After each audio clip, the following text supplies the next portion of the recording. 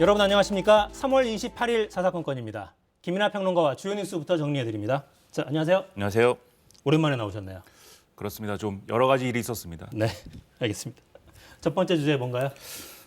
가장 늦은 만남입니다. 네, 지금 이제 문재인 대통령 그리고 윤석열 당선인이 오늘 만찬 회동을 하는데요. 이게 대선 이후 19일 만이거든요. 네. 근데 이 19일 만의 회동이라는 게 역대 이제 당선자와 대통령 간 만남 중에 가장 늦은 이 만남이다라는 것이고요. 좀 여러모로 이제 그동안 회동이 이루어지지 않아 왔는데 아무래도 감사원에서 감사위원 인선과 관련돼서 좀 신구 권력 간의 합의가 이루어져야 감사원장이 제청을 할 수 있다라는 네. 얘기가 나오면서 돌파구가 마련된 거 아니냐 이런 얘기 같이 나오고 있습니다. 네. 자, 윤석열 당선인과 김은혜 대변인 오늘 발언 들어보시겠습니다. 오늘은 어떤 의제는 특별히 없고 조율할 문제는 이제 따로 얘기할 것 같고요. 안보 현안 같은 거는 얘기가 나올 수는 있을 겁니다. 윤석열 당선인은 무엇보다 민생에 대해서 무한 책임을 진다는 자세로 임하려고 합니다. 코로나 손실 보상 문제는 무엇보다도 가장 시급하게 다뤄져야 된다고 생각을 하고요. 산적한 민생 현안이 많지만 특히 국민께 약속드린 코로나 손실 보상 문제는 청와대에 적극적인 협조와 지원을 요청하지 않을까 생각합니다. 네, 특별한 의제는 없이 허심탄회하게 이야기를 나눈다 이건데 주로 어떤 게 좀 주제로 올라올까요? 그러니까 특별한 의제가 없다, 허심탄회하게 대화를 나누겠다라는 것은 뭐 말 그대로 특별한 의제 없다는 얘기도 되지만 뒤집어 얘기하면 모든 걸 다 얘기할 수 있다 이 얘기도 되는 거죠.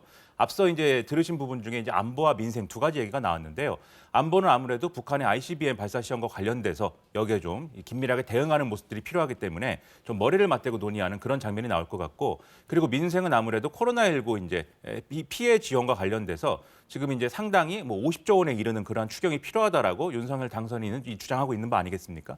근데 이건 결국은 이제 지금 현 정부가 편성을 해야 되는 문제이기 때문에 아마도 이 관련 주제를 나누지 않을까 이렇게 예상이 되고요.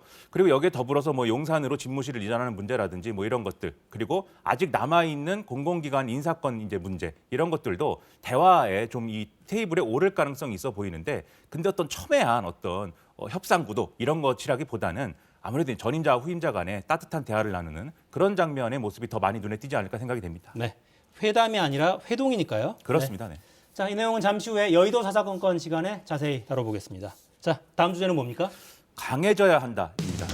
김정은 국무위원장 얼굴이 나와 있네요. 그렇습니다. 김정은 북한 국무위원장이 우리는 강해져야 된다 이렇게 얘기했다고 조선중앙통신이 보도를 했는데요. 이게 이제 북한에서 화성 17형이다 이렇게 주장을 하고 있는 이 신형 대륙간 탄도미사일 발사에 기여한 과학자, 기술자, 군 당국자 등 관계자들과 기념사진을 촬영한 자리에서 한 얘기다라고 하기 때문에 여러 해석들이 나오고 있습니다. 기념사진인데 정말 많은 사람들이 모였네요. 자, 핵심적인 발언 내용은 어떤 겁니까? 그러니까 이 발언이 결국 우리는 강해져야 된다라는 게 앞으로도 계속해서 국방 관련한 그리고 무기 관련한 어떤 개발이나 이런 것들이 필요하다라는 점을 시사하는 거 아니겠습니까? 그래서 계속해서 국방 건설 목표를 달성해 나갈 거다 이렇게 얘기를 했고, 또 강력한 공격 수단들을 더 많이 개발해서 군대에 장비시키겠다 이런 얘기를 했기 때문에 지금 조성된 여러 가지 국제관계 상황이나 이런 것들을 더불어 평가를 해서 아무래도 계속해서 군비 확장, 특히 이제 ICBM이라든가 이런 부분에 있어서 좀 계속해서 뭔가 이 도발 수위를 올려가겠다라는 어떤 그런 취지로 해석이 되고 있습니다. 네, 지금 풍계리 핵실험장 일부 복구 움직임도 포착이 됐다고 하고 핵실험 가능성도 배제할 수가 없는 상황이에요.